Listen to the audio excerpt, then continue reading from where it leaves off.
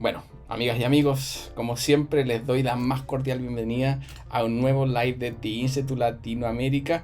Y bueno, este mes, creo que este es el último live de este año 2025, pero viene con todo. Este live es muy entretenido, la verdad que quería hacerlo hace un tiempo atrás. Estaba programado hace un par de meses, pero por fuerza mayor tuvimos que suspenderlo, recuerdo.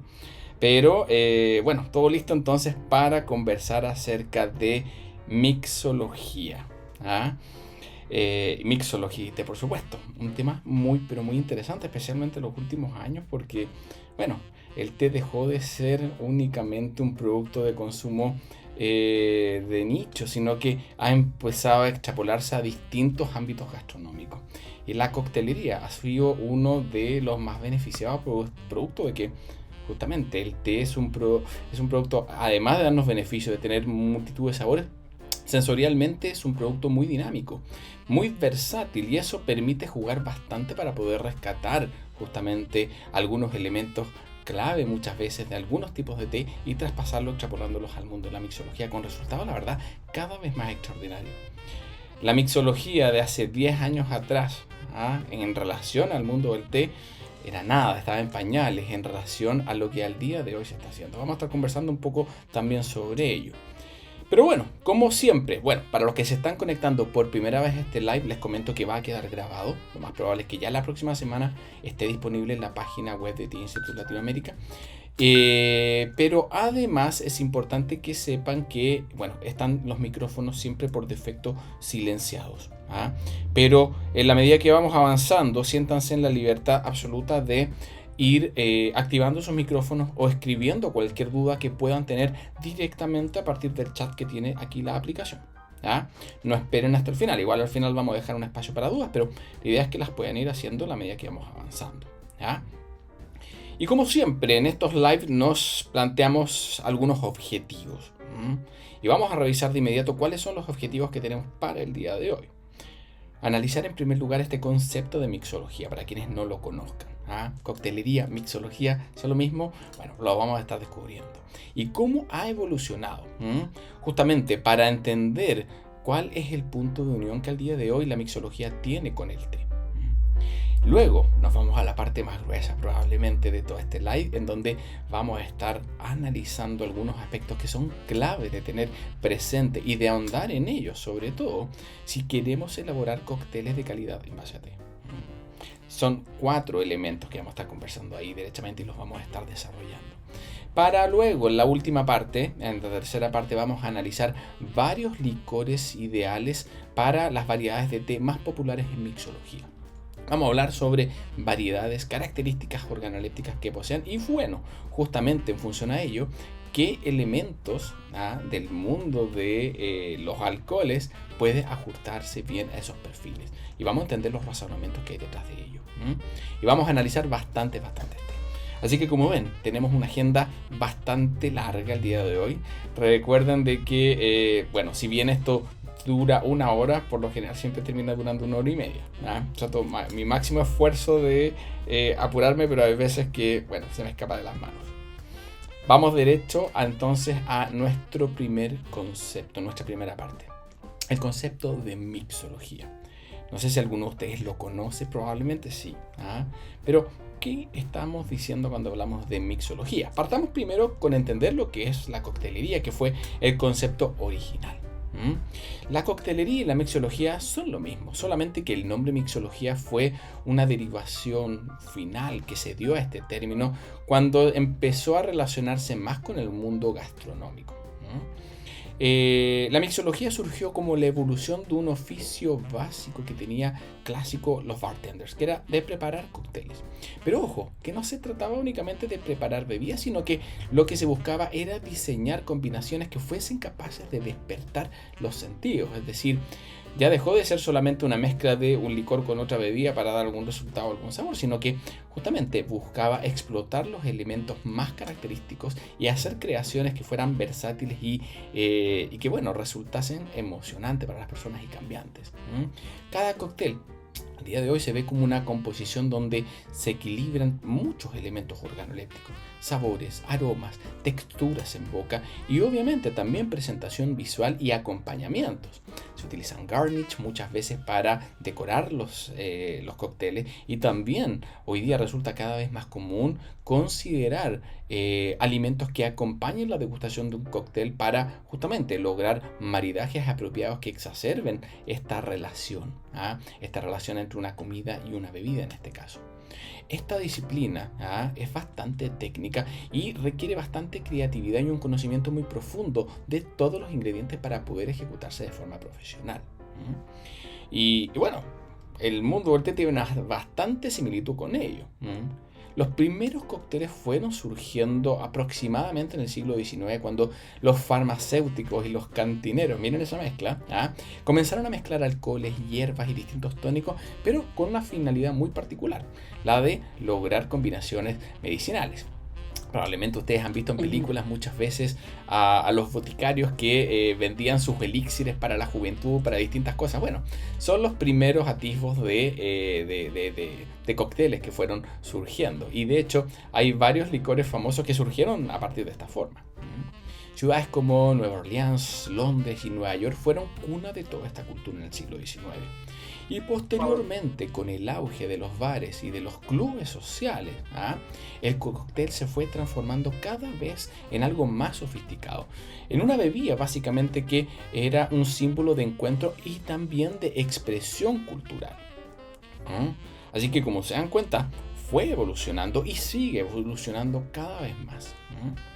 Ya a mediados del siglo XX, el siglo pasado, la coctelería vivió una revolución bastante importante. Y es porque aparecieron muchísimas técnicas para desarrollar cócteles también más sofisticados y licores más sofisticados. Técnicas de destilación más elaboradas, segunda, tercera, cuarta, quinta destilación inclusive. Bueno, que buscaban justamente dar más herramientas y lograr también licores mucho más equilibrados. Y ahora, ya en este siglo en el que estamos, surge un término para lo que anteriormente se consideraba como coctelería y es el término de mixología. Y este término, si bien es sinónimo, hay que entenderlo de que implica igual una evolución de la coctelería clásica justamente a través de la revalorización del arte del cóctel, pero desde un enfoque más experimental y fuertemente influenciado por la cocina molecular particularmente. Que bueno, ha sido algo que ha estado bastante en boga durante los últimos 10 años. Y esto impulsó muchísimo la precisión, el diseño y la innovación en cada copa para lograr que el cóctel y el diseño no sea simplemente una bebida bonita, sino todo un viaje sensorial. Y eso es lo que hoy día los mixólogos logran. ¿Y qué es lo que busca? Justamente, aquí respondí un poquito antes esto, pero lo que busca la mixología en la actualidad es explorar el espectro sensorial y cultural. Hay muchos lugares en donde las coctelerías y los cócteles que se sirven en distintos hoteles del mundo reflejan elementos culturales propios de un lugar. Muchas veces toman recetas clásicas y las transforman en una versión local, a veces considerando algunos ingredientes de la zona o cosas así. Se valoran muchísimo los ingredientes locales, sostenibles y también naturales, y se prioriza el equilibrio entre el sabor y, ojo, también el bienestar. Este enfoque logra conectar el arte de elaborar un cóctel con toda esta filosofía gastronómica más moderna, que es justamente hacer un consumo con sentido, que sea creativo y que, bueno, explote todos los ámbitos sensoriales posibles, para lograr una experiencia que sea cada vez más interesante. ¿Y cuál es el rol que juega el té en todo esto? Bueno, el té, obviamente, como se los dije en un inicio, irrumpe como un ingrediente muy versátil y elegante. Posee mucha riqueza aromática, en general, en términos organolépticos, muy rico, porque no es plano, no es un producto que tiene un único sabor. O sea, te puedo hablar de 20 tés verdes distintos que son extremadamente diferentes entre sí. Matices distintos, gustos básicos diferentes, sensaciones táctiles, familias aromáticas, bueno, mucho que ofrecer. Y esto justamente nos da un terreno ideal para poder experimentar y lograr cosas interesantes. En la mixología contemporánea, el té se ha convertido en un elemento que une lo que es la tradición, por una parte del cóctel y del té en sí, con la vanguardia. Esta mezcla resulta ser un enfoque bastante sofisticado y cada vez más demandado. Es cosa de ver, por ejemplo, lo que sucede en los hoteles, es cosa de ver lo que sucede en los restaurantes más lujosos, en donde cada vez el té adquiere más protagonismo, no solamente a nivel gastronómico en la comida, sino que también en las bebidas que se sirven. Bueno, una infusión con historia que posee el potencial de renovar la experiencia sensorial del cóctel. Ese es el rol que al día de hoy el té está jugando dentro del mundo de la coctelería. Bueno, teniendo claro este concepto de la coctelería y de la mixología, no sé si hay dudas hasta ahora con respecto a lo que hemos conversado. Ya derechamente entendiendo bien este concepto de mixología, entonces nos vamos de lleno a los tópicos que son más interesantes para nosotros, que son cuáles son las claves para poder elaborar entonces cócteles de calidad en base a té. Pequeño resumen. Bueno, ya hemos hablado de que la mixología busca desarrollar ideas creativas, pero siempre amparados en un enfoque sensorial completo. Eso implica justamente de que el tema sensorial y la apreciación sensorial va a estar implícita en muchas fases, en muchos de los ingredientes que componen a un cóctel. Y básicamente, ¿cuáles son estas claves que vamos a estar elaborando y desarrollando en los siguientes minutos? Estos son los 4 elementos en los cuales nos vamos a estar enfocando. En primer lugar, la recomendación número 1 sería conocer muy bien las tipologías y variedades de té. Hay muchos errores que se cometen y que se han cometido al intentar elaborar cócteles en base a té. Básicamente pensar, por ejemplo, de que simplemente voy a tomar cualquier té y lo voy a llevar y que va a resultar en algo interesante. Bueno, la verdad es que no es así. Hay que conocer muy bien las tipologías y variedades de té. Hay que comprender también los atributos que componen el sabor. No se trata simplemente de experimentar y mezclar. Bueno, fíjense que tal como ocurre también en el mundo del tea blending, hay muchas veces que nuestro inconsciente juega muy a favor con ideas que pueden resultar súper creativas y que también funcionan bastante bien en la realidad. Pero también pasa lo contrario. En el mundo de la mixología, con té es lo mismo. Por lo tanto, comprender también los atributos del sabor, cómo se compone el sabor que percibimos, claramente nos va a ayudar a poder unir distintos tipos de ingredientes, entre ellos el té, bases alcohólicas y otros elementos que puedan ya sea equilibrarse, puedan también quizás contrarrestarse para depender de lo que busquemos. Conocer también sobre las bases alcohólicas, bueno, es algo, igual lo menciono, vamos a estar conversando sobre ello, pero claramente es algo que tenemos que saber también. Si ya provienen ustedes del mundo de la mixología, probablemente ese camino ya lo van a tener bastante avanzado, no así probablemente los otros. Y el cuarto lugar, conocer sobre análisis sensorial y también conocer sobre maridaje. Bueno, vamos a estar explicándoles también por qué es relevante tener estos conocimientos también muy presentes. Bueno, vamos con la primera clave, el aprender a conocer las tipologías y las variedades de té que existen. Bueno, si alguno de ustedes está recién ingresando al mundo del té, bueno, probablemente estos conceptos de tipología o variedades puedan sonar como cosas similares, pero la verdad no son lo mismo. Cuando hablamos de tipologías de té, nos estamos refiriendo a lo que comúnmente distinguimos como tés verdes, tés blancos, oolongs, pu'ers o tés negros. Tenemos también las infusiones frutales y herbales. Bueno, este mundo de las infusiones es bastante complejo y dentro de esas categorías también existen bastantes variedades diferentes dentro de cada una de ellas. El té no es un único producto, tal como dice aquí la presentación, es un universo gigantesco de variedades.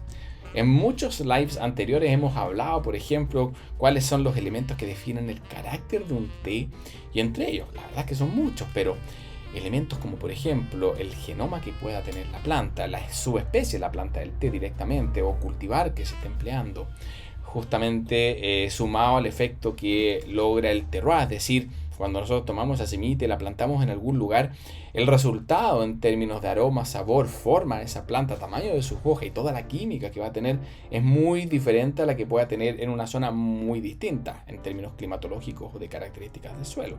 Si uno la plantamos en una zona tropical, cálida, húmeda, y otra la plantamos en una zona de altura, con frío, esa misma semillita, vamos a tener resultados muy distintos.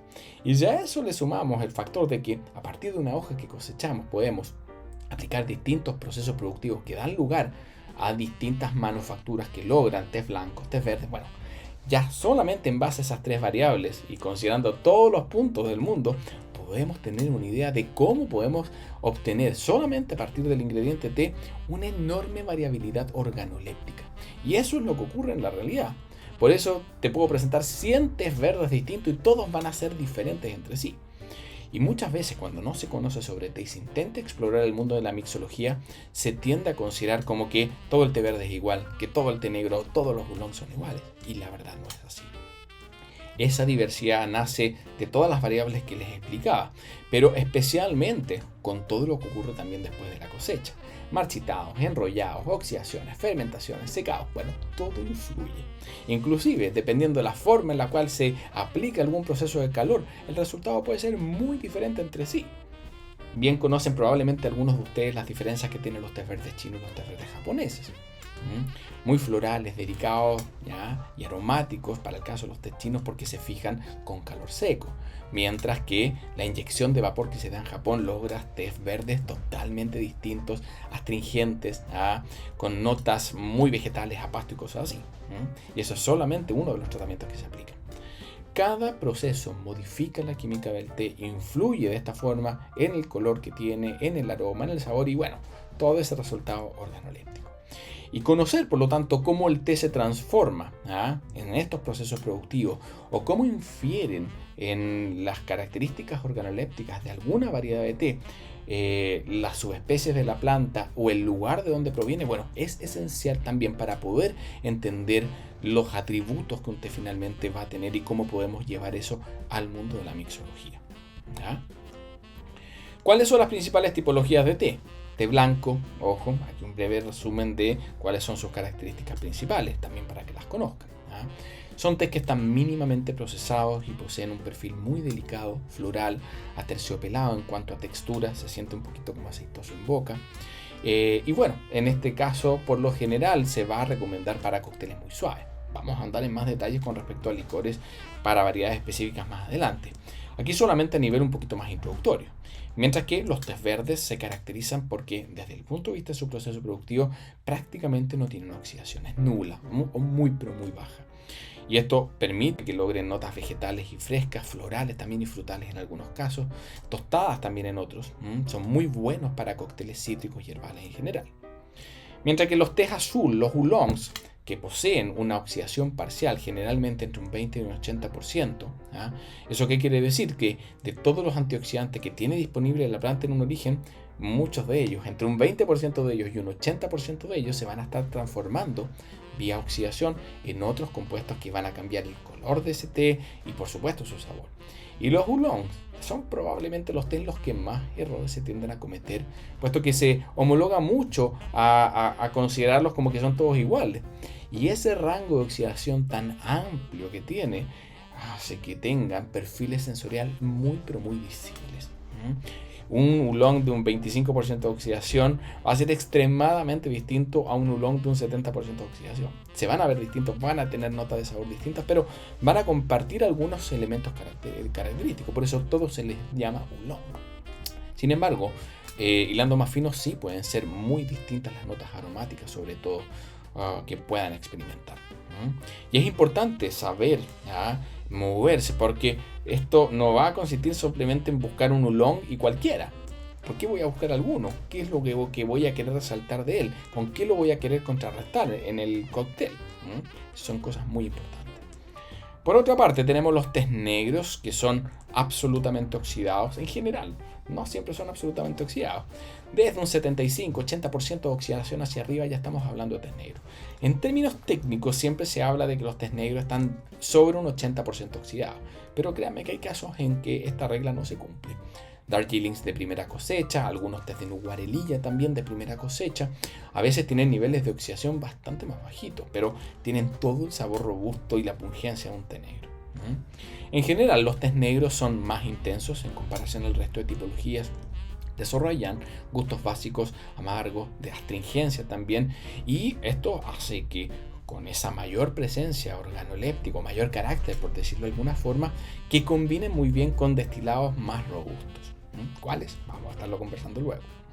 Y finalmente tenemos los dark teas, como el pu'er. Los dark teas son varios, que son tés fermentados, no oxidados, sino que sus antioxidantes se transforman a través de procesos bacteriológicos y no a través de la interacción de los polifenoles con el oxígeno circundante. Son bacterias justamente las que atacan y se devoran el té, y los antioxidantes los transforman en otros compuestos, logrando de esta forma perfiles terrosos, súper persistentes. Ojo que mucho cuerpo, pero una astringencia extremadamente baja, prácticamente nula de hecho. Tienen una presencia muy intensa, pero muy distinta en comparación al carácter que pueda desarrollar un té negro. Son muy, muy diferentes. Y bueno, y son ideales por lo mismo para cócteles complejos o también envejecidos. Como ven, esto es un tópico en el que necesariamente hay que ahondar porque son miles, créanme, las variedades de té que puedan existir. Hay algunas que son bastante más famosas y que tienen características organolépticas muy, muy especiales que son muy apropiadas para poder tratar de llevar al mundo de la mixología. Sin embargo, lo que quiero que tengan claro es que este espectro de posibilidades es tremendamente amplia como variedades de té puedan existir. Y son cientos de miles. Cientos de miles. Solamente para que tengan una idea, solamente en China son más de 2.500 las distintas variedades de plantas de té y cultivares que existen. Así que si ustedes suman solamente ese factor y lo llevan a todas las posibilidades de combinación donde eso se puede plantar o cómo se puede procesar, bueno, ahí tienen una idea de lo amplio que puede resultar este mundo del té. Y cada tipología y cada variedad nos va a estar ofreciendo caminos aromáticos, organolépticos, y debemos justamente entonces a centrarnos en aprender sobre té para aprender a reconocer cuáles son los tés que puedan cumplir algún objetivo particular que yo quiero lograr con mi cóctel. Porque también hay muchas similitudes entre la creación de un blend, de una mezcla de té y un cóctel en base a té. Lo ideal siempre va a ser partir con qué es lo que quiero lograr. Quiero lograr transmitir sabores, intensos, quiero sabores suaves, quiero que sea un cóctel floral. Bueno, teniendo muy claro el objetivo que queremos lograr en términos sensoriales, bueno, el siguiente paso va a ser la selección de ingredientes. Y dentro de esos ingredientes entonces vamos a tener que lograr llevar alguna variedad de té que pueda justamente aportar en ese ámbito. ¿Se dan cuenta? Así que es importante entonces aprender a reconocer las características principales que tienen las distintas variedades de té o las más comunes a las que pueden tener acceso antes de simplemente llegar, tomarlas y utilizarlas. Bueno, algunas variedades icónicas que tienen bastante potencial creativo. Terroirs característicos como de Darjeeling o Assam, que presentan justamente mucha variación, unos sabores muy florales, por otros lados sabores muy intensos para el caso de Assam. Tés de Japón o tés de Taiwán o de Yunnan, la verdad es que para tés puros de origen marcan una diferencia muy notable en términos de aroma, textura y persistencia. Y si simplemente nos queremos basar entonces en un té puro de origen que posee características muy únicas y muy distinguibles y queremos llevarlas entonces al mundo de la coctelería, entonces estos orígenes probablemente puedan resultar muy interesantes de explorar. Así como también el mundo de los blends. Hay muchos blends clásicos conocidos por muchos de ustedes como el Earl Grey, como el té chai, el Genmai Shaka y otros quizás menos conocidos como los Orange Oolong, los tés negros con rosa, Hojicha o matcha, o algunos tés puros bien especiales como el Lapsang Souchong, que poseen notas ahumadas y a tabaco. Bueno, son tés que, como se pueden dar cuenta, poseen un carácter único y muy diferenciado y reconocible por muchas personas. Y este tipo de productos, este tipo de variedades de té o de blends en estos casos, resultan súper interesantes entonces de trabajar en el mundo de la mixología porque tenemos un concepto bien claro de lo que le queremos llevar al cóctel. Pero bueno, podemos experimentar de diversas formas. Pero siempre entonces tengan en claro de que hay que buscar idealmente tés que posean notas que sean particulares de esta forma para poder lograr resultados también innovadores en la coctelería. Lo más importante a considerar, entonces, aprender sobre tipologías y variedades de té que posean sellos particulares. Esto va a resultar clave justamente en el mundo de la coctelería para lograr cosas que tengan sentido y que logren llevar el mundo del té al cóctel. Para quienes no conocen, por ejemplo, tés de Taiwán son oolongs, por lo general oolongs, muy diferentes a todos los oolong que existen en el mundo, con notas florales como orquídea, una fragancia aromática que si somos capaces de explotar eso y rescatarlo en un cóctel, cualquier conocedor del té va a poder reconocer esas notas de ese té en un cóctel, y ese es el objetivo. No es simplemente incorporarlo porque sí, sino que lograr una bonita combinación. Reconocer estas variables nos va a permitir siempre elegir un té correcto para lograr cócteles por una parte equilibrado, o bien también para potenciar contrastes. Muchas veces podemos agregar un ingrediente que, por ejemplo, represente un tipo de nota floral en combinación con una nota totalmente diferente. ¿Se dan cuenta? Que permita compensar o contrarrestar. Y al igual que en un blend de té, entonces, lo más importante a considerar de todo lo que hemos conversado para esta parte es que el té no debe ser simplemente un ingrediente más. Y la identidad del té debe convertirse en el alma de un cóctel en base a té. Si no, no tendría sentido. Si la persona que finalmente disfruta ese cóctel y si conoce sobre té, sobre todo, lo toma y no siente esos elementos que hacen característico a un té en particular y no logran ser rescatados, no fue un buen resultado, fue un fracaso desde el punto de vista del té. Segundo punto o variable a considerar: comprender cuáles son también los atributos de sabor. El sabor de una bebida, y en general de cualquier cosa, no solamente una bebida, es el resultado de tres elementos que confluyen en nuestra boca. Por una parte, los gustos básicos, los aromas y también las denominadas sensaciones táctiles. ¿Y por qué es importante conocer esto? Porque el aprender a diferenciar todos estos elementos que finalmente en nuestra boca llevan esta información sensorial a nuestro cerebro para que la interprete, cuando somos capaces de desglosar los elementos que somos capaces de percibir, entonces vamos a adquirir práctica en saber qué podemos rescatar, cómo podemos o qué es lo que podemos llevar, o qué es lo que no queremos llevar justamente. Para ello, en primer lugar, esto les va a hacer más sentido un par de láminas más adelante probablemente, pero en primer lugar, descomponiendo un poquito este concepto del sabor, en primer lugar tenemos que se compone de los denominados gustos básicos. El sabor dulce, el sabor salado, el ácido, el amargo y el muy poco conocido por la mayoría, umami. Ojo, que eso es aquí en Occidente, porque en Oriente la verdad es que el gusto umami está muy presente desde hace mucho tiempo de forma mucho más explícita en toda la alimentación y las bebidas. Muchos de ustedes quizás por primera vez están escuchando este término umami. Umami quiere decir gusto sabroso o sabroso en japonés.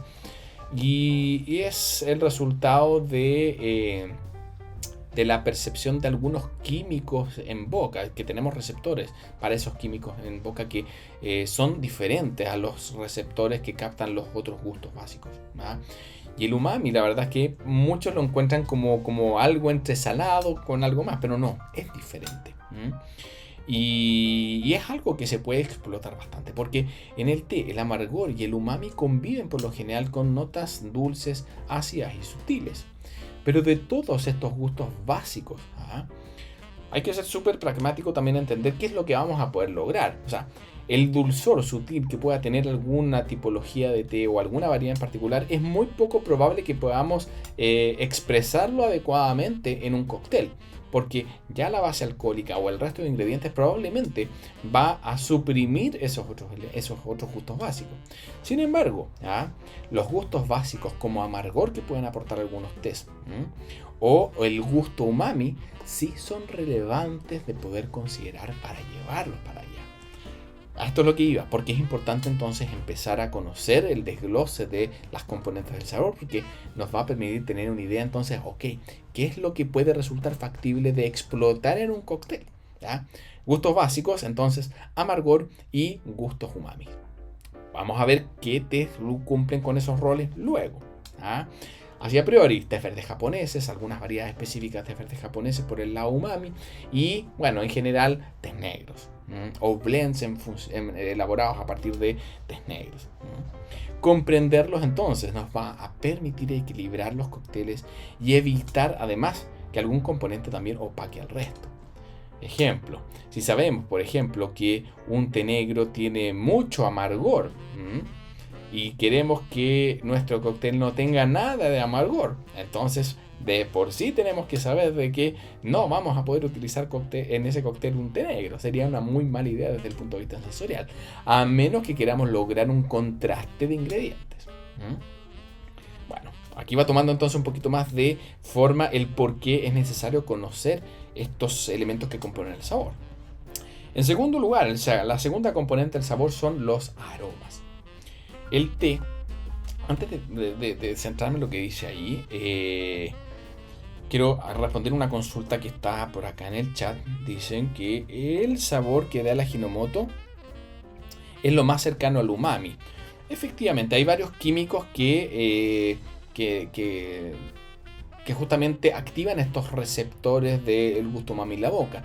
Y justamente uno de ellos, o el más utilizado dentro de la industria alimentaria, es el Ajinomoto, o también conocido como glutamato monosódico.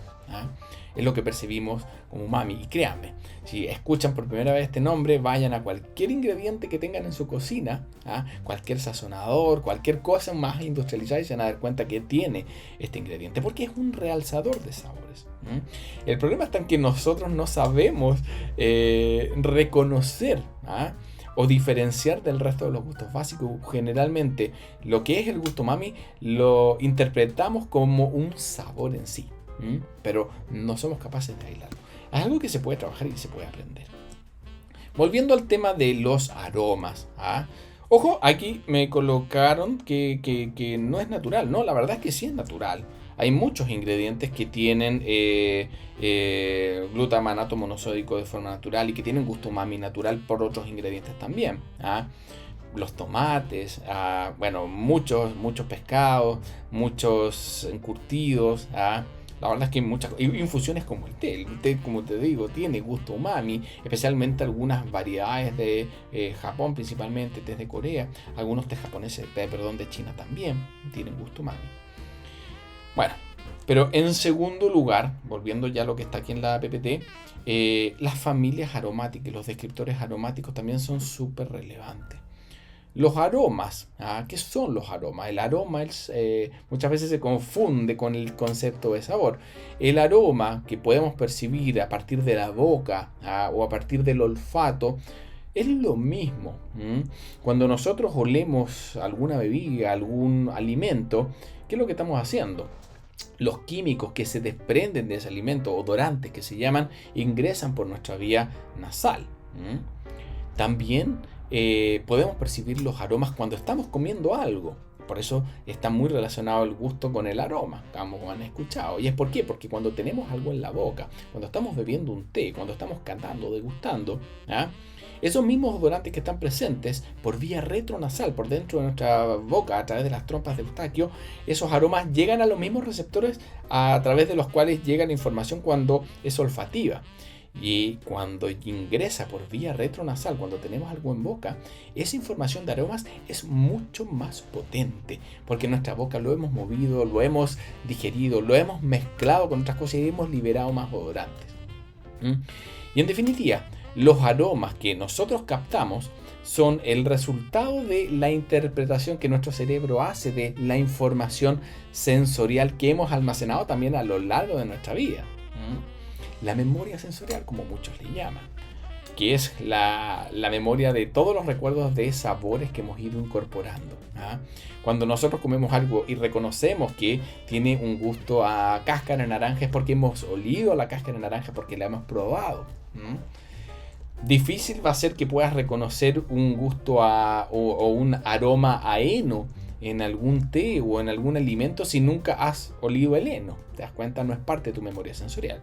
Y el té en sí, en todos estos enormes variabilidad de caracteres que pueda presentar por estas variables que definen ese carácter, que conversamos al inicio, la verdad es que es muy rico en cuanto a notas aromáticas. Y hay muchos tipos de familias aromáticas que podemos encontrar en el té. Tés que son muy florales, vegetales, frutales, tostados, notas animales, notas a pescado, a grasa, a cuero. Hay muchas cosas que podemos encontrar. Algunas agradables, otras no tan agradables. También elementos cítricos, elementos terrosos. Pero te das cuenta que a partir entonces de estos químicos que finalmente son información aromática que interpreta nuestro cerebro, entonces tenemos una segunda componente de esto, de esta interpretación que finalmente nuestro cerebro hace del sabor. Estos aromas pueden complementarse con los de los destilados o con el resto de los ingredientes que generalmente se utilizan en un cóctel, como almíbares, bitters, frutas, garnishes de cualquier tipo. Bueno, la idea justamente es entender también cómo un té o qué tipo de descriptores aromáticos un té presenta, para ver si eso va a complementar la idea que yo originalmente tengo para un cóctel, o si vamos a estar generando equilibrios, o bien si vamos a estar haciendo competir ingredientes. Bueno, hay muchos objetivos que se pueden lograr, y la verdad es que ya sea contrarrestando, equilibrando o haciendo competir ingredientes, bueno, yo he explorado mucho con muchos barman este mundo de la coctelería. No se los conté en un principio, pero hace unos 5 años, antes de la pandemia, hubo un tiempo que hubo el boom de la hotelería que quería coctelería con té.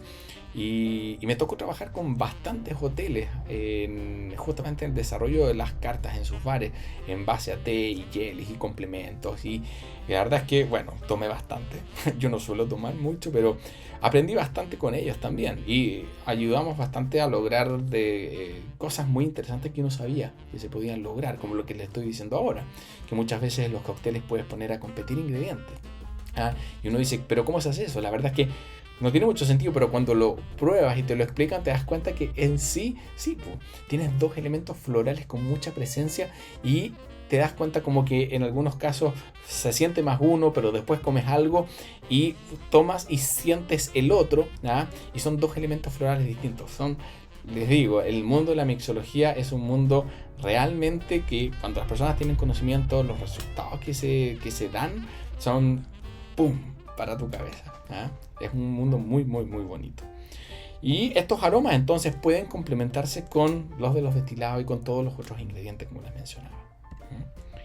Bueno, ¿cuál es la tercer componente del sabor? Ya hablamos de gustos básicos, hablamos de familias aromáticas, pero el menos conversado, el del que menos se habla, son las denominadas sensaciones táctiles en boca, que son muy, pero muy importantes para la definición del carácter que un sabor finalmente va a tener.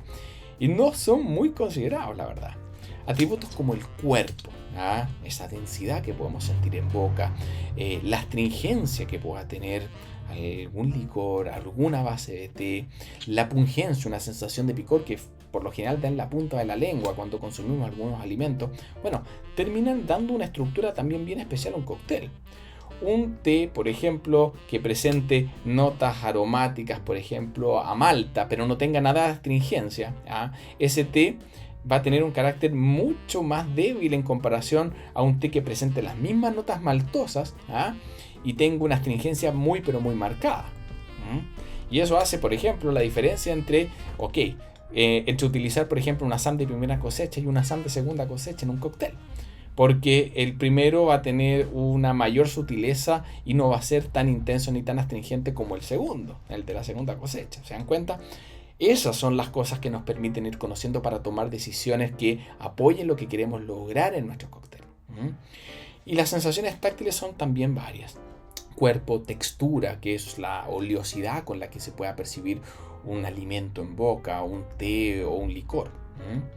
Bueno, la astringencia moderada, por ejemplo, puede además aportarnos a generar una sensación de longitud o persistencia en el té o también en el resultado final de un cóctel.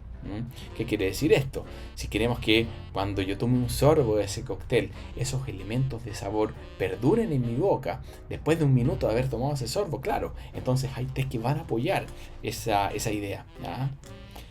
Bueno, como ven, todos estos elementos que componen el sabor deben considerarse y tener también muy presentes estas características, especialmente elementos como la textura, la astringencia y la pungencia.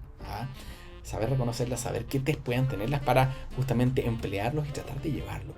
Son elementos que pueden sonar muy rebuscados, pero créame, hay test que pueden potenciar muchísimo esto y la forma también en la que se prepara.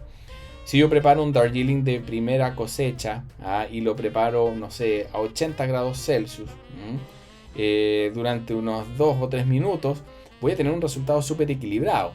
Pero si utilizo probablemente ese mismo Darjeeling de primera cosecha y lo preparo a 100 grados Celsius durante 4 minutos y lo llevo a un cóctel, voy a tener y voy a traspasar ese elemento pungencia y ese aroma y frescura que tiene un Darjeeling de forma íntegra y muy intensa a un cóctel, y probablemente sería el mejor camino a tomar en ese caso. Esa es la idea entonces de conocer entonces estos atributos para tomar decisiones. Bueno, hasta ahora hemos hablado de que dentro de los aspectos claves tenemos, por una parte, conocer sobre las tipologías de té y las variedades de té y aquellos elementos aromáticos o aquellos elementos de organolépticos más relevantes que tiene cada uno de ellos.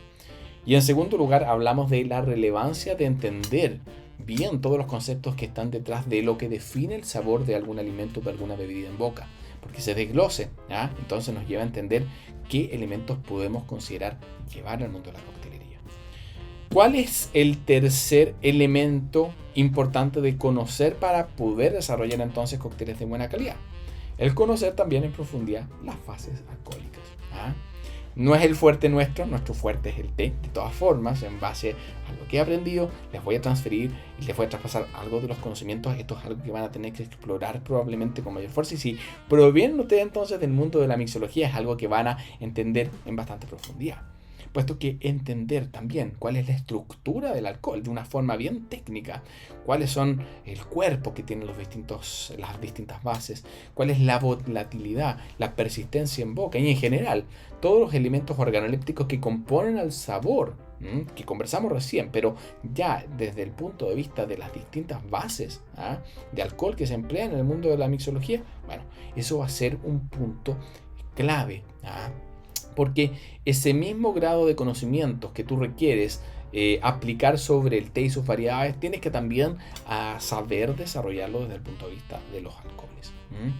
Este conocimiento te va a permitir decidir entonces qué bases van a estar potenciando de forma apropiada las notas dominantes que pueda tener un té, en cuanto a aroma, texturas y también en cuanto a los retrogustos, estos gustos finales que vamos dejando en boca sorbo tras sorbo y que se van acumulando. ¿Cuál es nuestra idea clave en todo esto? Lograr una apropiada armonía entre el alcohol y el té. Y esto va a ocurrir cuando justamente los perfiles sensoriales logran dialogar, no cuando compiten. Muchas veces, ¿a qué se refiere con aquí la idea de competir? Se refiere a que no se obstruyan entre sí. Porque como conversamos antes, entre ingredientes sí uno puede hacerlos competir. Pero aquí el término de competencia específicamente se refiere a no opacarse entre sí. Eso es súper importante. Es decir, si tengo un elemento dentro del cóctel que algún elemento del té va a obstruir su percepción, no es una buena idea entonces de mezclar. Pero para ello tenemos que conocer entonces muy bien cuáles son las características entonces de estas bases alcohólicas, cuáles son sus elementos botánicos, florales, la volatilidad que puedan tener, las texturas que presentan en boca, los grados de persistencia, esos mismos elementos que componen el sabor que hablábamos recién, pero desde el punto de vista de las bases. Y cada destilado, por ejemplo, y cada licor en general posee un perfil químico y aromático que influye, por supuesto, en las interacciones que puedan tener con el té. Por ejemplo, tenemos el caso del vodka, que es el más neutro y probablemente es conocido este atributo que tiene el vodka, y esto permite resaltar muy bien los aromas del té sin competir con él. Es ideal, por ejemplo, si queremos emplear infusiones de té que sean o que posean características más bien florales. té verde, por ejemplo. El ginebra, por otra parte, la ginebra, que tiene estos elementos a enebro y muchos elementos botánicos también en sus aromas. Entonces puede ser un buen complemento para tés herbales, para infusiones también cítricas y florales. Mientras que el ron posee un carácter totalmente distinto, dulce, lo conocen por supuesto, dulces, melosas, y esto va a hacer que combine bien con tés muy distintos, tés fermentados, tés negros que poseen un carácter más intenso, que aporten justamente y que tengan cuerpo y complejidad organoléptica. Los whiskies ahumados, intensos y robustos van a funcionar tés bien con tés oscuros, con los dark teas, como el puer, o con tés como el lapsang souchong, tés que tengan caracteres también similares. Mientras que el tequila o el mezcal aportan notas terrosas y minerales, y esto permite crear sinergias con tés, por ejemplo, como los oolongs, especialmente con los oolongs de bajas oxidaciones o los tés verdes que puedan estar tostados, como el hojicha japonés, por ejemplo. Mientras que otros licores y vermut también brindan matices aromáticos y dulzores que pueden equilibrar también las astringencias de ustedes. Bueno, lo importante a rescatar desde el punto de vista entonces de las bases de alcohol, de destilados o de fermentados que pueden estarse empleando en la coctelería, porque también pueden hacerse cócteles en base a fermentados. Entonces, lo importante entonces es aprender a conocer, de la misma forma que hablamos para el té, cuáles son todas las características que hacen único y que diferencian a un licor en particular, a los ingredientes que lo componen, los gustos básicos que poseen, las familias aromáticas que expresan y también las sensaciones táctiles que los acompañan. Porque de esa forma, combinando con la información asociada a las características del té, entonces vamos a poder lograr un objetivo en particular en términos organolépticos. Y finalmente, nuestra cuarta variable, cuarto elemento a tener presente para lograr buenos cócteles es conocer sobre análisis sensorial y maridaje. ¿Qué es el análisis sensorial para quienes están topando con este término por primera vez? El análisis sensorial es el análisis de todos los atributos de aroma, sabor, de características que componen el sabor de algo, desde gustos básicos, sensaciones táctiles y descriptores aromáticos, que posee algún alimento en particular. Por lo tanto, este concepto de análisis sensorial y ejecutar un análisis sensorial es ejecutar una labor de análisis, catas técnicas, no es solamente tomar algo, sino que describir y hacer una degustación que es atípica en el sentido de que no solamente queremos ver cómo es, sino que buscamos hacer un análisis técnico profundo para determinar todos los elementos organolépticos que lo componen, aromas, sonidos, inclusive para el caso del té. Cuando se hace un análisis sensorial no solamente se prueba el té, el licorcito infusionado, se analizan las hebras, como el color que tienen, o sea, desde el punto de vista de los sentidos, empleamos todos los sentidos para analizar el té. La escuchamos también para ver cómo cruje y analizar los grados de humedad que pueda tener. Olemos, vemos, tocamos, sentimos y por supuesto también probamos.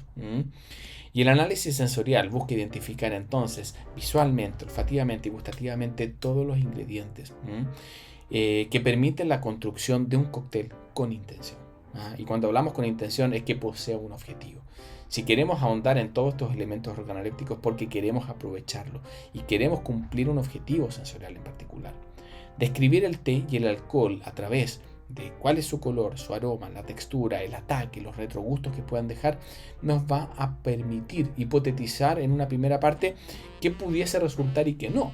Y eso obviamente, en la práctica, cuando estemos experimentando con nuestros cócteles, vamos a tener que ver si eso efectivamente funciona o no. Si sé que algunos tés tienen ciertas características florales y los quiero entrar a competir o quiero lograr que se equilibren con algunas bases de alcohol que tengan también elementos botánicos complementarios, bueno, va a ser entonces una súper buena idea. Y conocer sobre análisis sensorial nos va a permitir entonces entender y desglosar el conocimiento que podemos tener de un alcohol o de un té en los términos de lo que mencionamos antes. Saber reconocer sus gustos básicos, descriptores aromáticos y sensaciones táctiles en boca.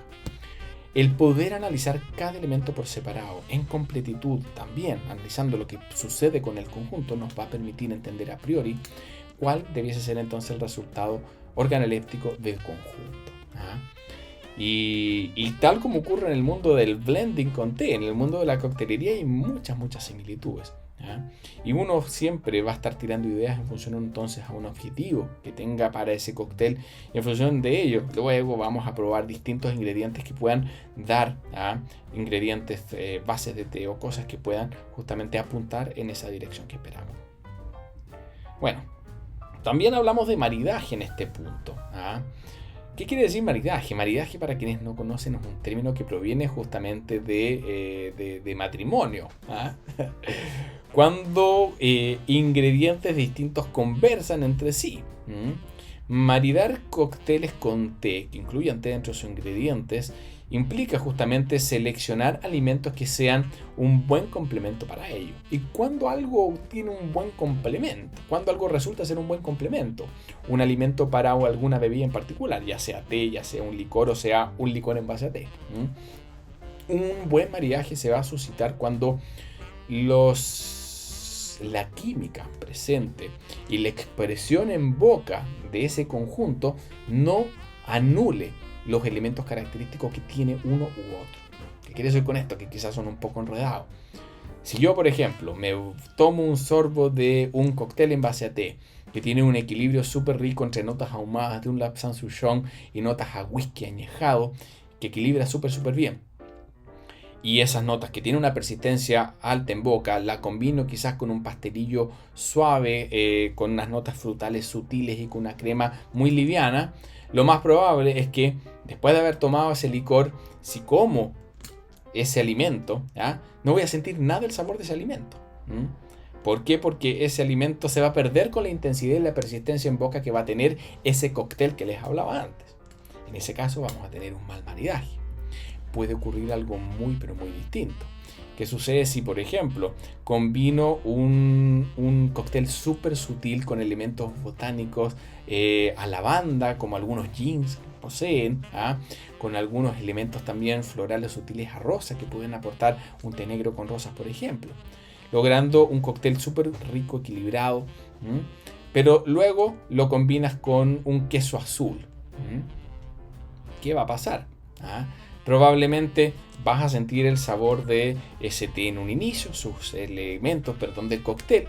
Luego vas a comerte ese queso azul, la persistencia, esa intensidad del queso azul. Cuando luego vuelvas a tomar ese cóctel, va a hacer de que no sientas los elementos que tiene ese cóctel.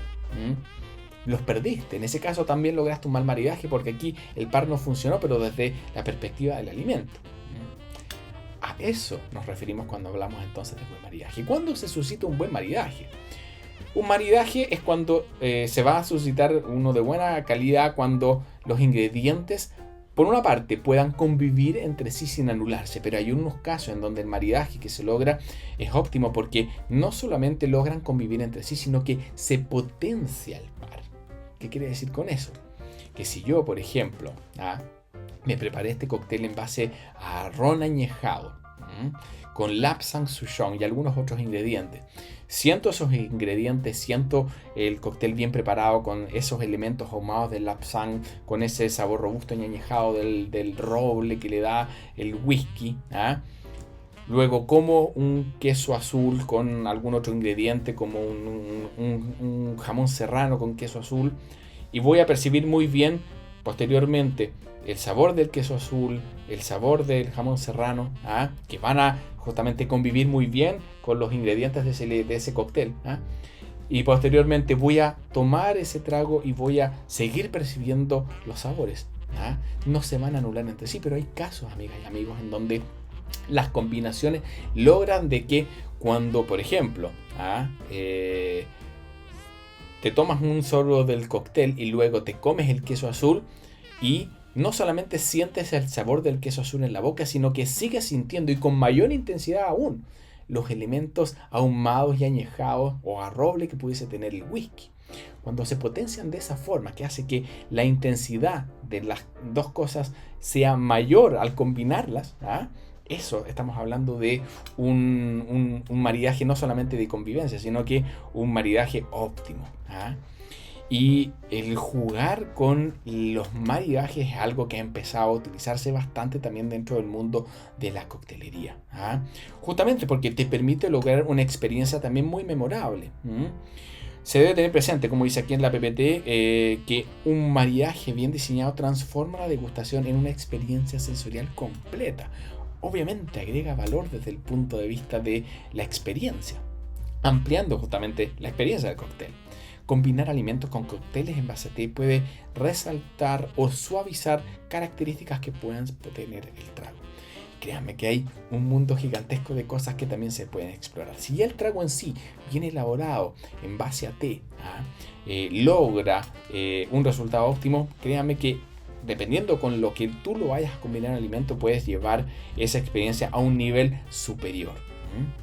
Postres suaves, por ejemplo, con tés verdes o tés blancos pueden ser buenas ideas. Tés verdes japoneses con verduras o con sushi, o cócteles en base a estos ingredientes con sushi van a resultar bastante bien. Quesos curados o dulzores intensos con tés negros o puer. Frutas secas o pasteles suaves con oolongs o tés cítricos son parte de los elementos que también tenemos que tener presentes. Pero ojo, probablemente esto es un tópico en el que debemos ahondar necesariamente en mayor profundidad. ¿Cuáles son las variables que están detrás del apropiado maridaje entre el té y distintos tipos de alimentos? Creo que hay notas, hay live que hemos hecho en el pasado que están dentro de Tea Institute, a los cuales pueden acceder, en donde hablamos en profundidad sobre todas las variables que definen también el maridaje. Y les va a servir muchísimo porque esa información, bueno, también es súper extrapolable entonces a cócteles que utilizan esas distintas tipologías o variedades de té.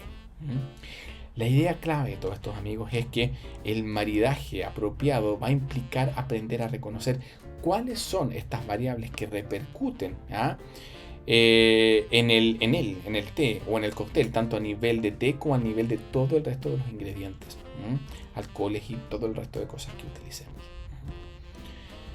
Bueno, breve síntesis de esta segunda parte que ha sido bastante larga.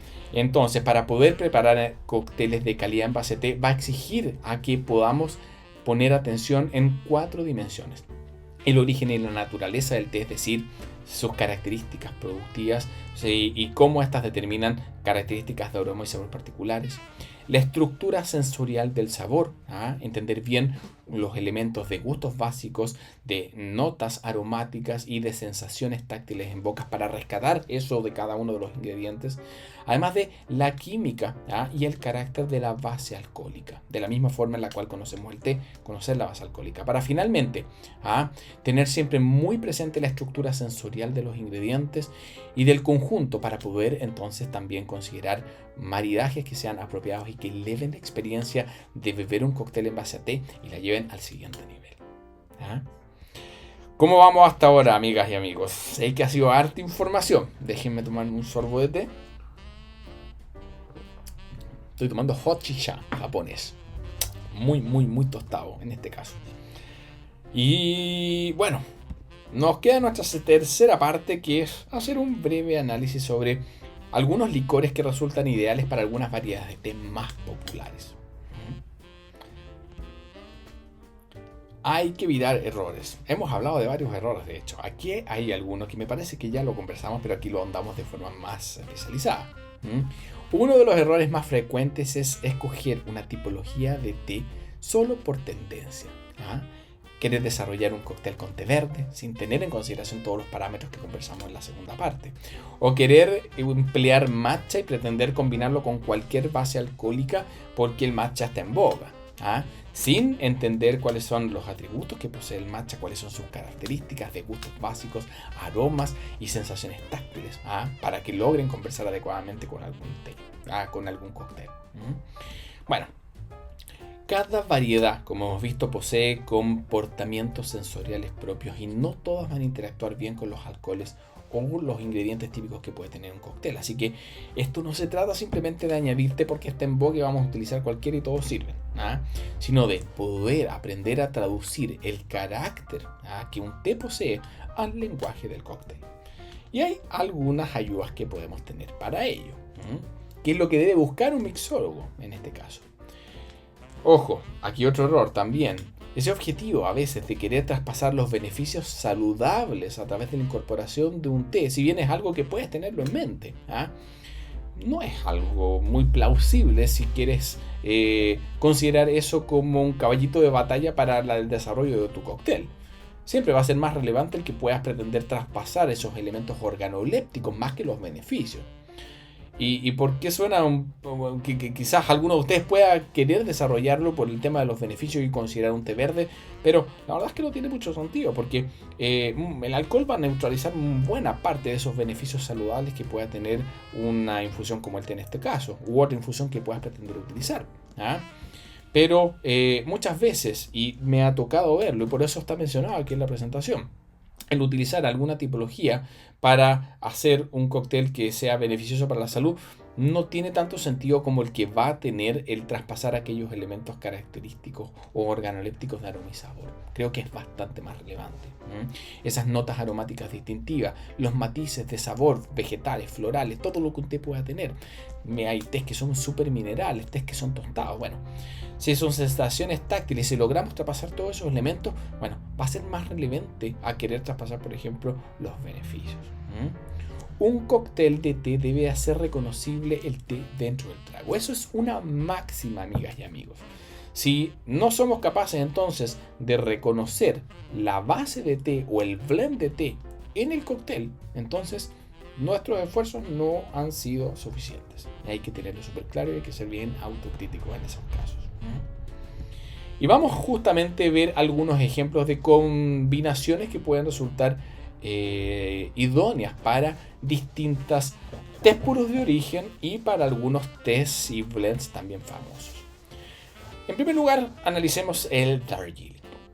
El té de Darjeeling es un té negro proveniente de India, de las zonas altas de India. Por lo general se cosecha a más de 1200 metros de altura y en general presenta unas características aromáticas muy particulares que le dan la altura de donde proviene. Tú hueles un té, cuando una persona conoce sobre té y huele un té, las notas que le da la altura son súper fáciles de reconocer. Una frescura que no tienen los otros, tiene un elemento floral, algo muy característico.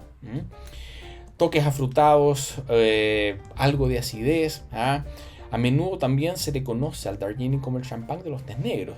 Los de segunda cosecha en algunas zonas de Darjeeling desarrollan unas notas a uva muscatel también muy particulares que pueden rescatarse también. ¿Con qué combinaciones de alcoholes pueden resultar buenas alianzas? La ginebra, por ejemplo.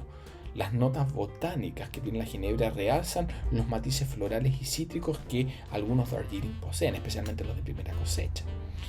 Licores como los vermouth blancos o el Cointreau refuerzan también estos caracteres afrutados y esta acidez que muchas veces da los Darjeeling. Alcoholes con perfiles florales, y esto es lo que está por detrás de estas selecciones. Ojo, puedes experimentar. La verdad es que el Darjeeling es bastante versátil, pero pueden resultar muy interesantes estas dos combinaciones, puesto que los alcoholes que poseen perfiles florales amplifican algunos químicos conocidos como terpenos que están presentes en el té y con mucha intensidad también en el Darjeeling, lo que permite crear algunos cócteles bien frescos y aromáticos. Así que a tener muy presente entonces, amigas y amigos. Por otra parte, un té negro muy distinto también proveniente de India, el Assam. Intenso, maltoso, esas notas a malta como a cerveza, fuertes, con alta astringencia por lo general, especialmente su segunda cosecha. También tiene un contenido de cafeína bastante alto, así que si alguno de ustedes quiere desarrollar algún cóctel activador, probablemente también puede ser una buena línea en este caso. Whiskies o bourbon son buenas alianzas para el té de Assam, puesto que posee una estructura ahumada y dulce que armoniza muy bien con la robustez que tiene el Assam. El ron añejado también, puesto que equilibra astringencia y dulzor con notas caramelizadas que también de cierta forma están presentes en el Assam. Alcoholes con presencia de vainilla o lactones equilibran la resequedad natural que provoca el Assam y esto genera una redondez sensorial. Así que este tipo de licores funciona muy bien en general con tés negros intensos. Lo mismo que estamos aplicando acá puede aplicar para tés negros de Sri Lanka de zonas bajas. No cualquier té de Sri Lanka, Sabaragumuga, Rujuna, tés provenientes de esa zona van a tener van a funcionar bastante bien con tés de este tipo. Los tés chinos negros probablemente no funcionen igual porque son más dulces y su carácter no es tan intenso y maltoso. Tés de Assam sí y tés de zonas bajas de Sri Lanka van a ser muy similares a esto.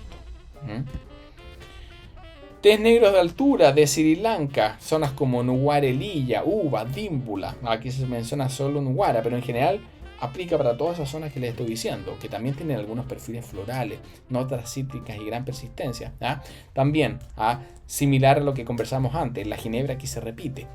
El Saint-Germain también, el licor de Sauco, funciona muy bien con este té, que tiene además un perfil floral un poquito más fuerte e intenso. El vodka neutro también permite realzar la pureza aromática que tienen estos tés.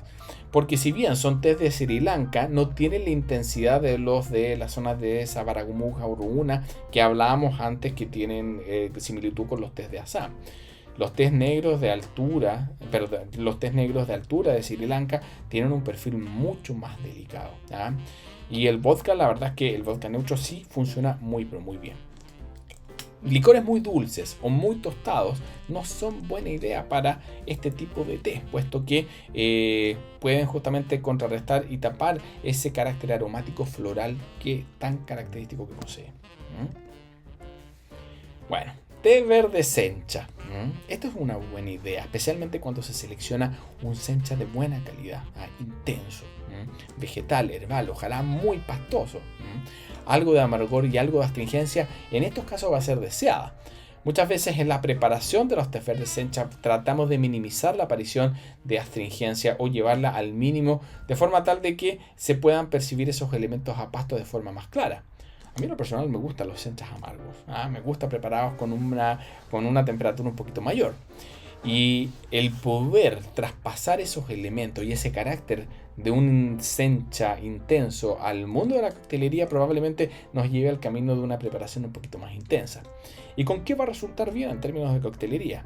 Con ginebras cítricas o con sake. Resalta mucho el frescor y ese carácter vegetal a pasto, derechamente a pasto, y a veces con elementos marinos que el sencha aporta. Y también el vodka o el aguardiente neutra permite también mantener ese carácter un poco minimalista que tiene el té verde sencha. Que ojo, desde el punto de vista organoléptico es bastante plano, eso no es algo malo. Cuando me refiero a que desde el punto organoléptico es plano, quiere decir que no tiene muchas familias de descriptores aromáticos, sino que tiene por lo general una nota vegetal muy marcada e intensa, pero es generalmente la única tipo de familias aromáticas que uno encuentra. Elementos vegetales, pero muy muy presente y con mucha intensidad si la calidad del sencha es buena. Y con vodka la verdad es que queda muy pero muy bien.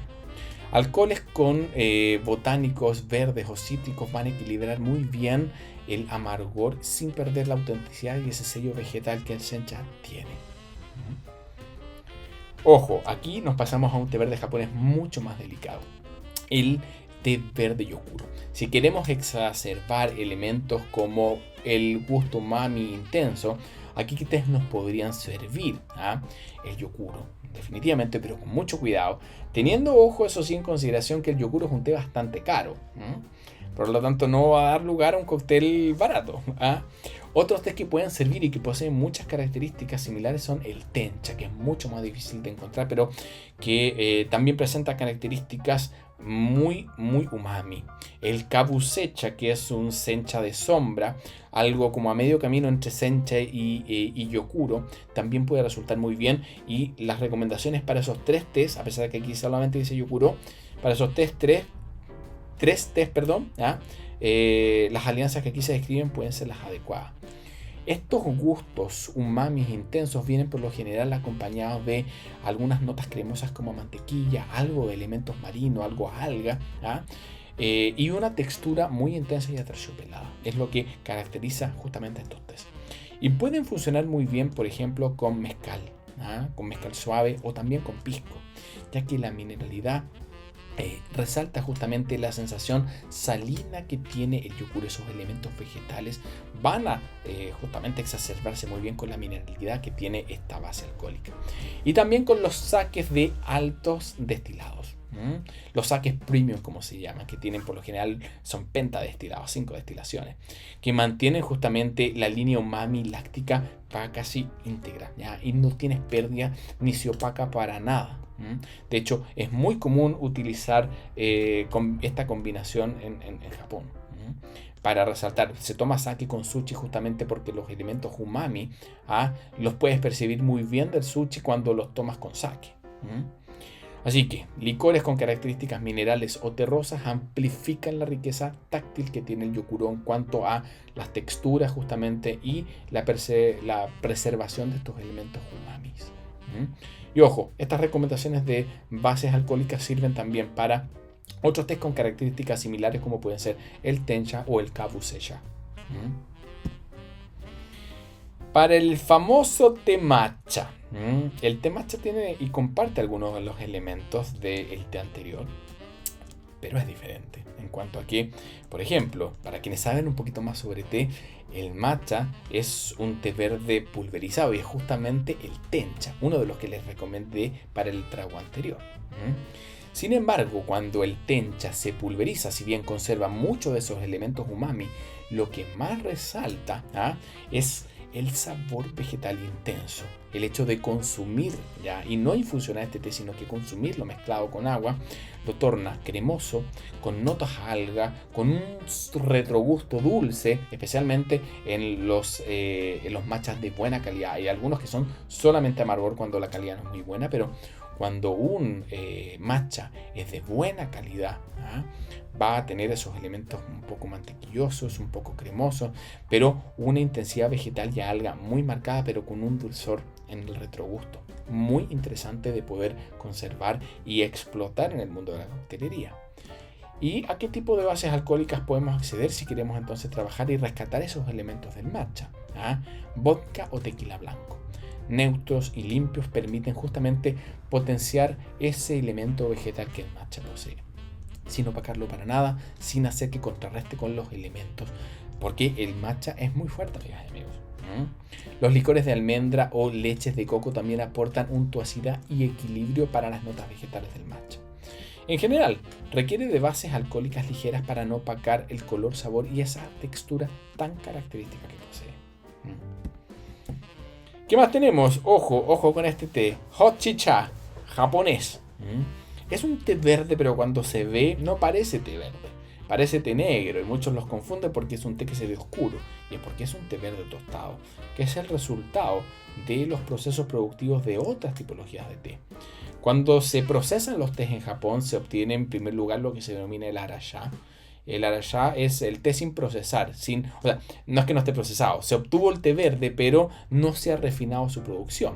Hay muchos palitos, hay muchas cosas fibrosas y todos esos elementos posteriormente pasan por procesos específicos que logran una calidad mayor del té y se transforma de arashi a shageya.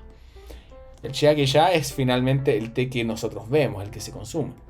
Y a ese elemento se le sacan palos, se le sacan muchas cosas.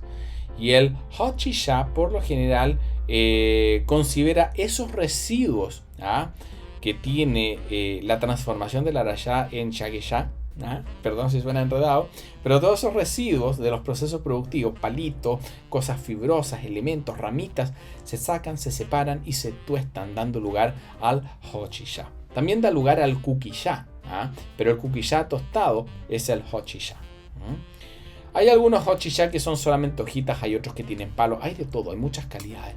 Pero en general, esa transformación de esos elementos, de esos residuos, al ser tostados, le aportan unas notas muy diferentes a las que el té verde tradicionalmente posee.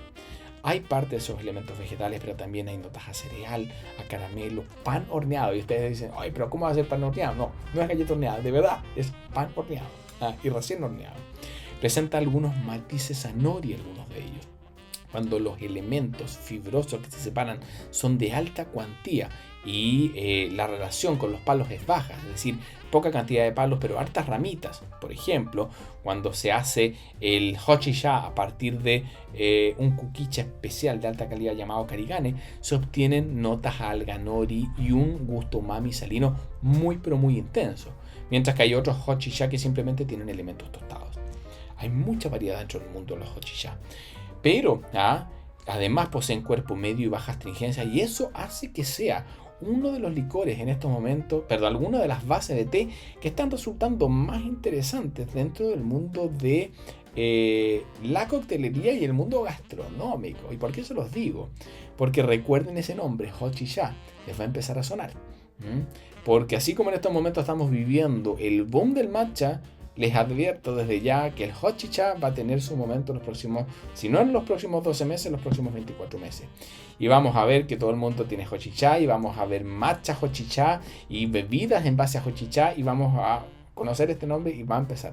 Ya empezó a traspasarse con mucha fuerza y los productores japoneses empezaron a aumentar las cantidades producidas porque está teniendo una muy buena recepción dentro de Asia. Ya está empezando a extrapolarse a Europa y a Estados Unidos, y las grandes marcas están empezando a sacar variedades específicas, bebidas especiales, y está empezando a ganar momentum, como se dice. Así que muy muy interesante, porque además es muy pero muy versátil por todas esas distintas tipos de familias aromáticas que puede presentar dependiendo del tipo de hochicha que se trate. Y puede mezclarse justamente con muchos tipos de cócteles también. Whisky japonés o ron dorado, puesto que especialmente en aquellos hochichas que tienen más bien elementos tostados y caramelizados dulces, esas notas como a cereal, probablemente el whisky japonés y el ron van a ser el mejor aliado desde el punto de vista del licor. Van a aportar calidez y estructura. Mientras que el sake y el shochu van a realzar el carácter umami y mineral, manteniendo elegancia y también balance. Especialmente entonces si empezamos a desarrollar ya algunos hochichas o trabajar con hochichas que tienen estos elementos más diferentes. Pero la verdad es que hay otros licores que también funcionan muy pero muy bien. El mezcal joven acentúa esos elementos marinos cuando están presentes y terrosos, generando un contraste mineral muy pero muy interesante. Especialmente si estamos frente a hochichas elaborados a partir de karigane, la mejor versión del kukicha, que tiene estos elementos a alga nori muy pero muy marcados. Mientras que también funciona bien con licores de avellana o crema ligera que equilibran justamente el toque tostado en cócteles, por ejemplo, de postre.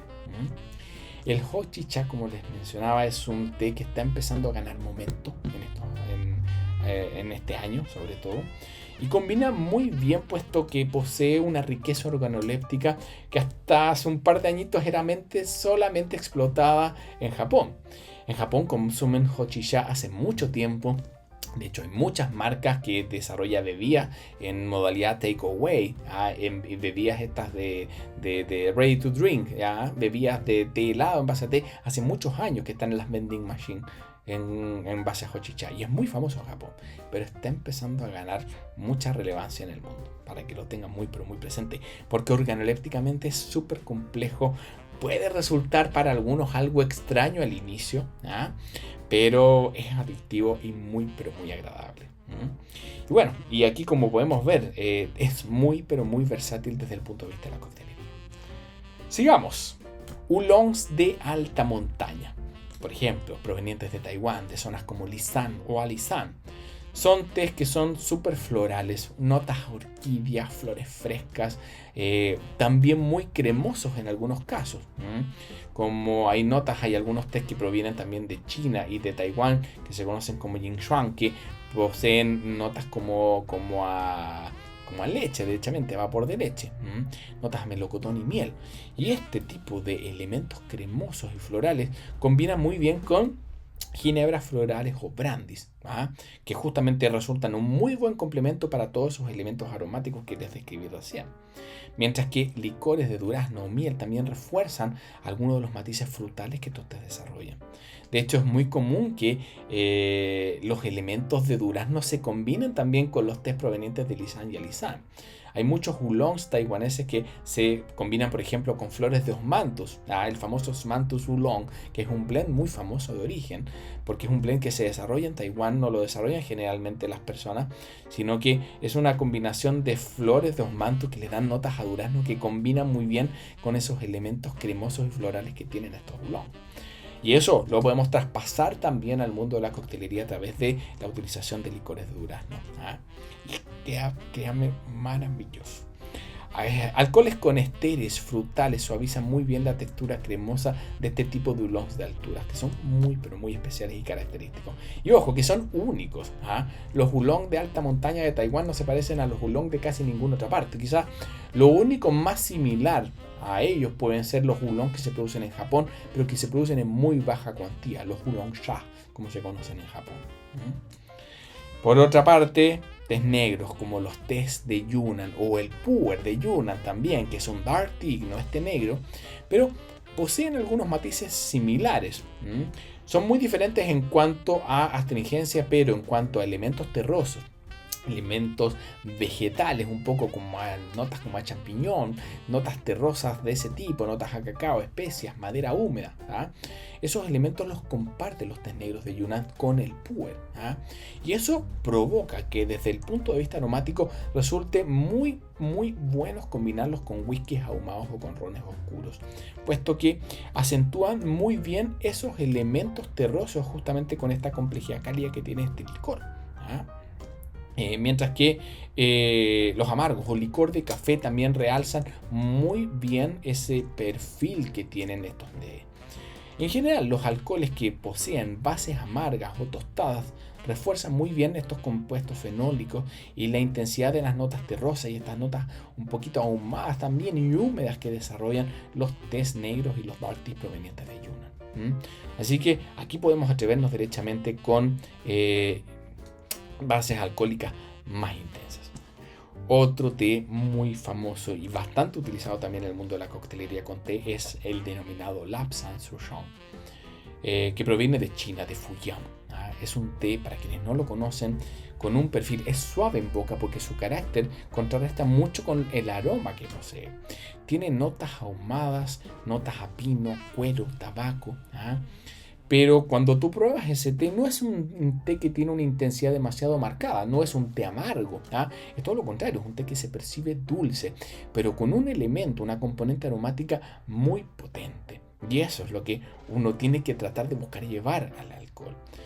He visto algunos experimentos y algunos resultados, no experimentos, sino resultados en donde inclusive además de utilizar esto, ahuman las copas justamente para resaltar esos elementos. La verdad es que se pueden lograr cosas muy interesantes en la coctelería con este té.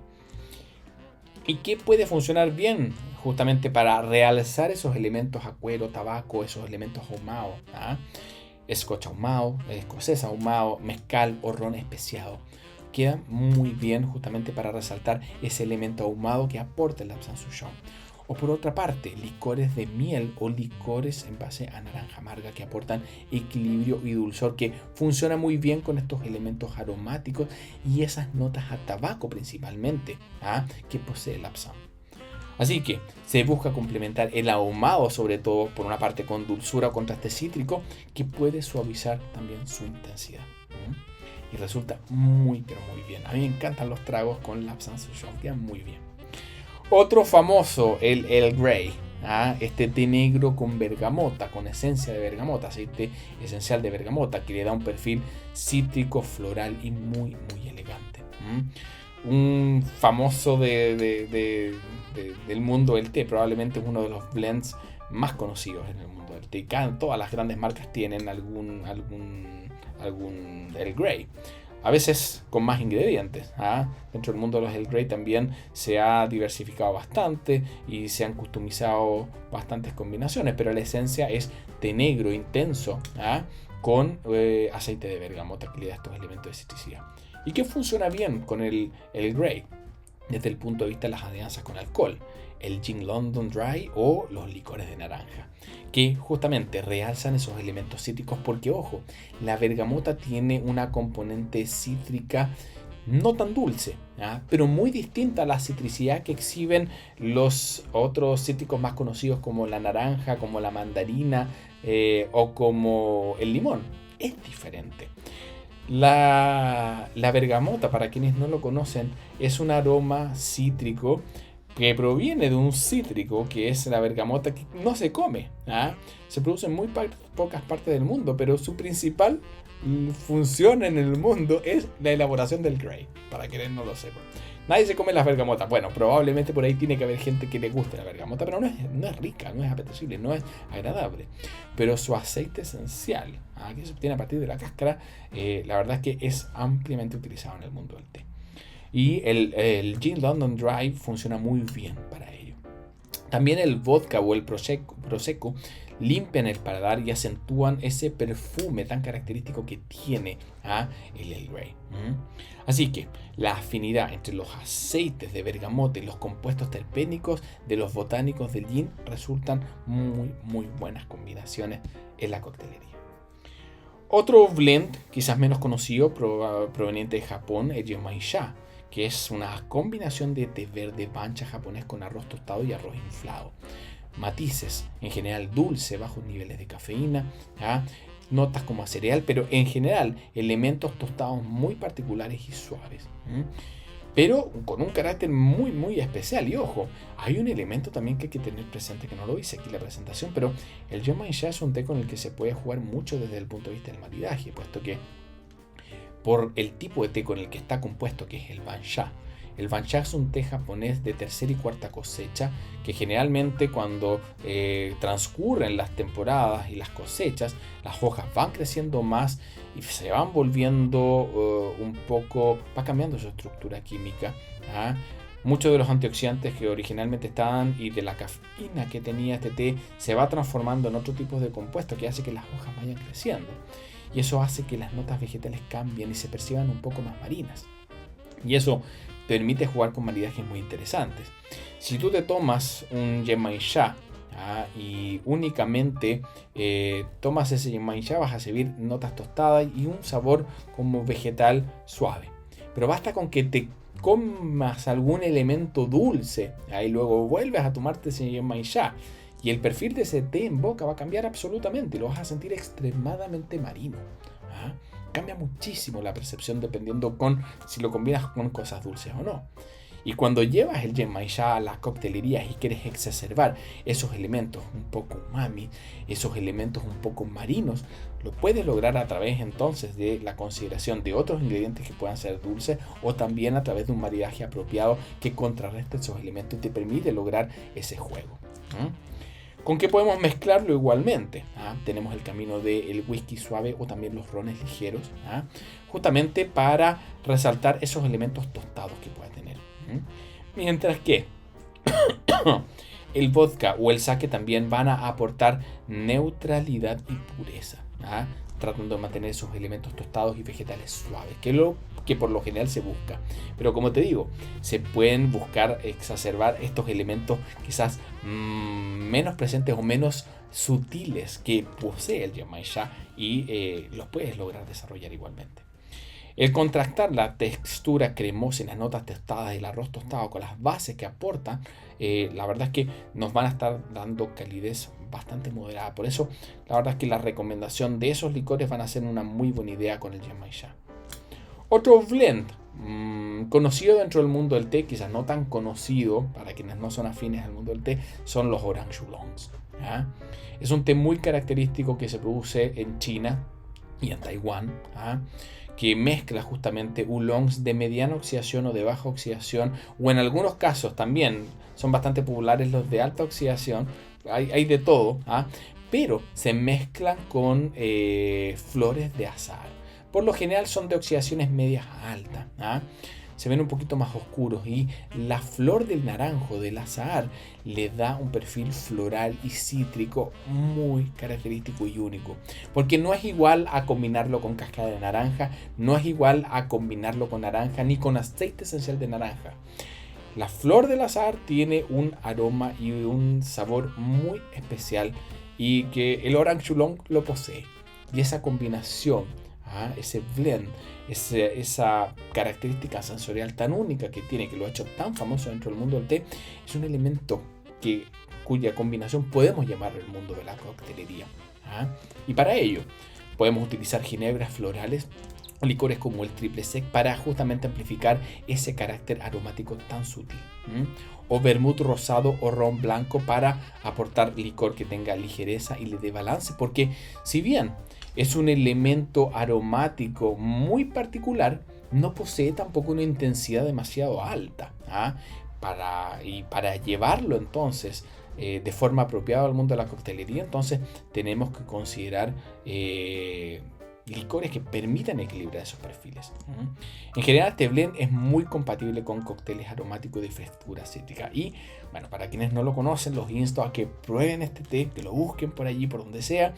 Se van a llevar una sorpresa muy agradable. Creo que es probablemente uno de mis blends favoritos, y su sutileza y maravilla radica en que es súper simple. No está aromatizado, no se le echan ingredientes artificiales, simplemente flores de azahar cosechadas en el momento preciso, que le transfieren una citricidad y dulzor único, maravilloso. Otro té negro famoso en China, tés negros con rosas, de perfil muy floral, pero ojo, delicado. Los tés negros que dan lugar justamente a esta combinación de té negros con rosas es una combinación que por lo general viene de China y Pakistán. Y eso hace que los perfiles de estos tés negros no sean tan intensos como otros tés negros que hemos conversado hasta ahora. Por lo tanto, también las consideraciones de bases alcohólicas para esta combinación floral, que se percibe un poquito más débil en comparación a otros tés negros, pero muy dulce y delicada, va a implicar que tengamos que utilizar vodka o licor de lichi para resaltar esos elementos florales y esa elegancia tan aromática que da la combinación del té negro con la rosa. También los espumantes o los vinos rosados aportan textura, efervescencia y también feminidad a este trago. Porque como les digo, a pesar de ser un té negro que tenemos la idea preconcebida de que va a ser intenso, no es tan intenso. Es más bien dulce, pero muy aromático de una forma sutil. Y los licores, los alcoholes neutros, nos van a dar espacio justamente para que esta expresión floral pueda traspasarse adecuadamente desde este blend al mundo de la mixología. Otro blend extremadamente famoso, me parece que ya estamos casi en los últimos, es el famoso té chai. ¿Quién no conoce el té chai? El chai masala. El té negro con especias. Y ojo, aquí sí que estamos hablando de un té negro intenso. Por lo general, el verdadero té chai, el buen té chai, por decirlo, va a combinar una base de té intensa, de té negro intenso, probablemente de India, de zonas como Assam. Tés chai elaborados a partir de tés negros chinos por lo general no dan un muy buen resultado porque no tienen un carácter tan intenso que contrarreste bien con todas las especias. Pero un té chai no es solamente un té intenso, es a la vez un té dulce, porque esas notas a malta que le dan intensidad, esa astringencia, se contrarrestan muy bien con el jengibre, con el cardamomo, la pimienta, el clavo de olor, que en las combinaciones apropiadas logran traspasar no solamente un efecto potenciador del ánimo, porque activa muchísimo, sino que también aporta mucho dulzor. Y es intenso, puede percibirse dulce e intenso, y por lo mismo, las alianzas posibles desde el punto de vista del alcohol requiere un poquito mayor intensidad. Ron oscuros o whiskies especiados van a reforzar muy bien esos elementos cálidos, dulces y especiados. Mientras que los licores de vainilla o la crema irlandesa van a crear texturas aterciopeladas que equilibran muy bien con todos esos otros elementos.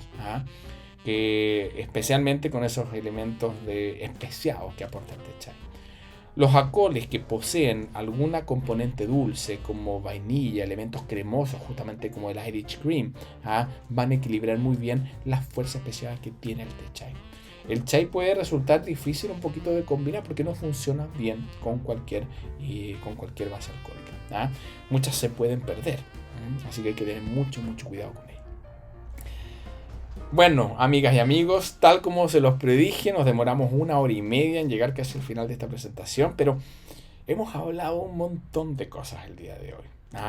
Pero en definitiva, quiero que se queden con la idea de que el té y el alcohol pueden tener una sinergia muy linda y que puede explotarse y llevarse a niveles muy grandes y profesionales. Y el éxito a la larga que va a tener un cóctel en té va a radicar en que comprendan y ahonden mucho más de lo que hemos ahondado al día de hoy en todos los elementos que interactúan de forma sensorial. Justamente que todas esas interacciones sensoriales a la larga lo que van a buscar en un cóctel va a ser, por una parte, equilibrio, en donde el té se va a percibir pero no va a estar dominando, que puede ser uno de tus objetivos para tu cóctel. Puedes buscar también el complemento, donde el alcohol va a estar reforzando la identidad aromática de algún concepto mayor que tenga ese cóctel. Y por otra parte también puedes generar contrastes, en donde las diferencias que puedan tener distintos ingredientes van a crear una experiencia sensorial única para ese conjunto. Yo agregaría además acá el tema de la de la competencia que se puede lograr también en algunos ingredientes, porque créanme, hay mixólogos que logran hacer eso. Y a mí en un inicio cuando me hablaban de hacer competir ingredientes, yo decía, pero ¿qué es eso? Y suena como algo, oye, pero eso es muy hipotético. Y no, cuando te lo explican y cuando lo experimentas te das cuenta de que es real y que verdaderamente sientes que los ingredientes van compitiendo entre sí a la medida que te tomas un sorbo y otro. Ese es el nivel que se puede lograr en la mixología cuando se aplican conocimientos técnicos profundos de todos los ingredientes que componen finalmente un cóctel. Y la mixología con té no busca, como les he dicho ya varias veces, camuflar, sino todo lo contrario, celebrar el carácter del té y elevándolo a través de este arte líquido que cada vez gana mayor adepto dentro del mundo del té, de la mixología, de la coctelería, de la hotelería y en general del mundo horeca, para que lo tengan muy pero muy presente. Y con eso, queridos amigos, estamos llegando al final de nuestra presentación del día de hoy. Espero que hayan disfrutado de esta introducción a la mixología con té y que les sirva justamente de puntapié inicial para todas esas creaciones que pueden llegar a desarrollar. No sé, me perdí acá si es que quedaban más consultas. No veo más consultas en el chat. No sé si alguno de ustedes tiene alguna consulta adicional antes de finalizar. Se me perdió el curso. Pareciera que no. O quedaron muy enredados o quedaron con todo resuelto. Espero que sea la primera. Pero que sea la segunda, perdón. Bueno, les agradezco también a todos ustedes que me están enviando así sus agradecimientos por el chat. Espero que lo hayan disfrutado. Recuerden que esta sesión va a estar también disponible la próxima semana ya a partir del martes, me parece. No, la verdad es que no sé. Pero va a estar disponible en algún momento dentro de la web de TI Institute. Así que, bueno, como siempre, en nombre de todo el equipo de TI Institute Latinoamérica, de todas las personas que están también por detrás, que ustedes no ven y que ayudan para que esto pueda llegar a ustedes mes a mes, bueno, me despido y espero verlos en una siguiente sesión. Chao, chao, chao.